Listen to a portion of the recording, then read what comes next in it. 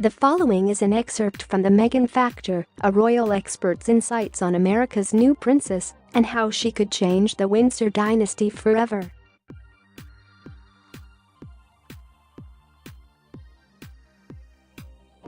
Is it an exaggeration to describe Meghan's impending arrival on the balcony of Buckingham Palace as a potential earthquake? Not if you recognize that the Windsors, for all their impressive titles, crown jewels, castles, palaces, estates, artwork, bodyguards, helicopters, and armies of staff, are actually surprisingly insecure.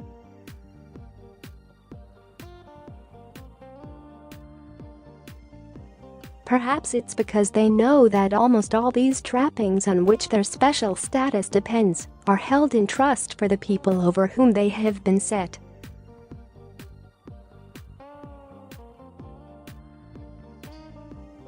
Even the assets they might be entitled to call their own could be seen as fortuitously acquired rather than earned.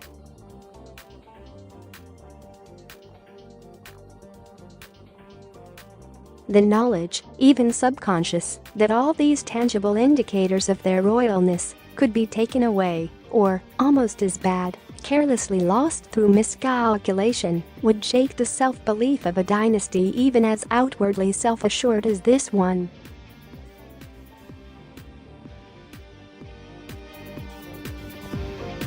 It's worth noting that one of the very rare occasions on which Elizabeth II was seen to shed a tear in public was at the decommissioning of the royal yacht Britannia, a royal asset of unsurpassed elegance and charisma, axed by the Ministry of Defense as a cost-saving measure.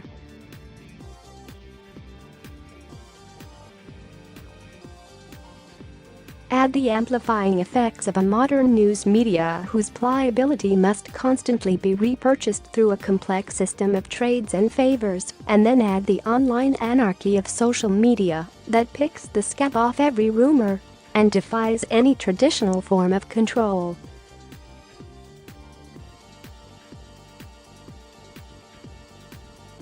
Pretty soon the survival odds for the world's last remaining major monarchy begin to look rather less impregnable.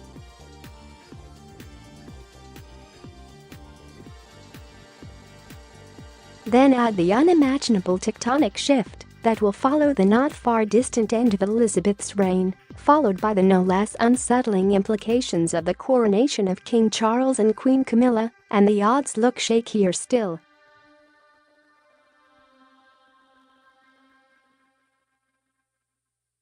Meghan and Harry may, in constitutional terms, be strictly irrelevant. They will never ascend the throne, and their public function, insofar as they have one at all, is to support the crown and avoid bringing it into disrepute.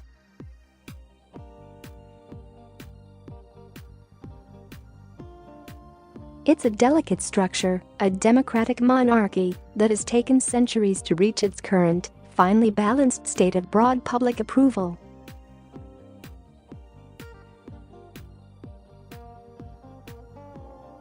For Meghan and Harry, everything else, even developing a globally acclaimed portfolio of irreproachably good causes, is superfluous.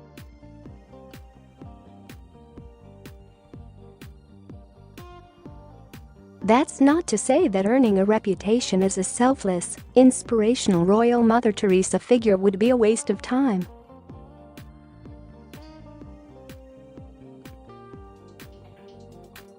The warmed glow effect of public good works has long been recognized as valuable evidence of royalty's fundamental worth, whatever their day-to-day missteps.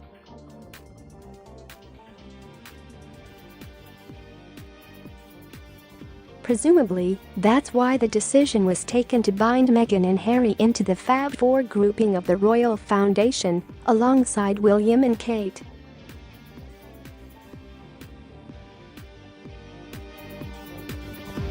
This might even be seen as an act of generosity by William, whose royal destiny is very different from that of his brother.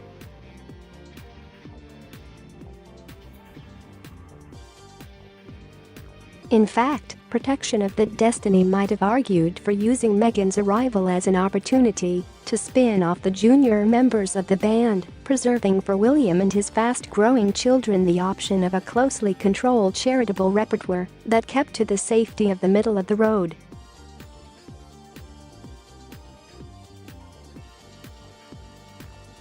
After all, monarchs are seldom executed for being boring. High-profile support of uncontroversial causes will see them through the lean times of public disapproval, and a reputation for consistent, low-key hard work will definitely help when the cost of royal jets, holidays, protection officers, and all the other perks is being debated in Parliament and in the media.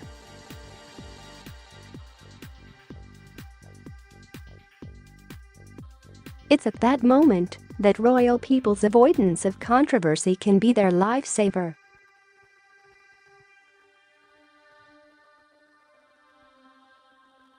Because if they have unwisely taken positions on matters of public policy, especially if in doing so they have caused or deepened public discord, then they will have betrayed their primary constitutional function, which is to act as a non-political focus of national unity.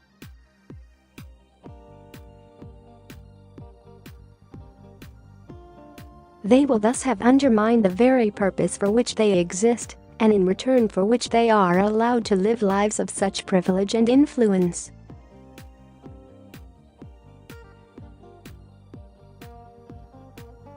In other words, for a minor royal figure to undertake very few charitable engagements might not do the House of Windsor very much good, but, beyond a little media grumbling, won't cause it irreparable harm either.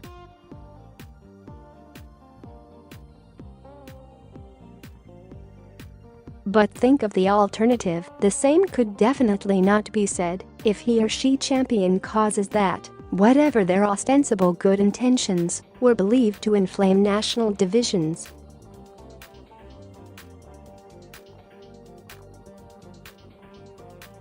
Bottom line, the monarch aside, it is no part of royalty's remit to save the world or anything in it.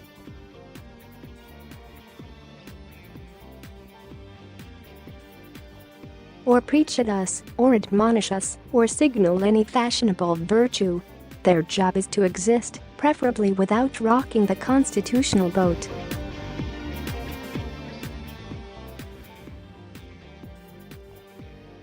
And if in the process, by the way they lead their own lives, they gently inspire us to do more and better with our own, then they will probably be treated with respect and remembered with affection, far into the future.